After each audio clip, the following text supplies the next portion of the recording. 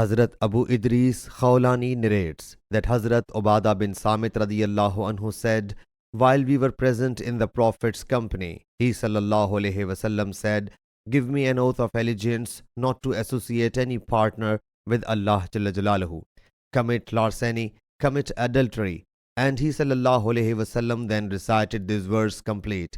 Give me a pledge of allegiance on this that you will not associate any partner with Allah, will not steal, will not fornicate, will not kill your progeny.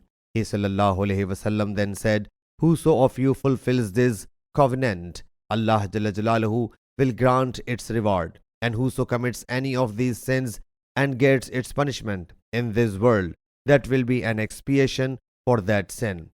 And whoso perpetrates any of these sins, then Allah Jalla Jalaluhu conceals it. He Jalla Jalaluhu then may pardon him or punish him if he Jalla Jalaluhu pleases. Sahih Bukhari Hadith number 6784.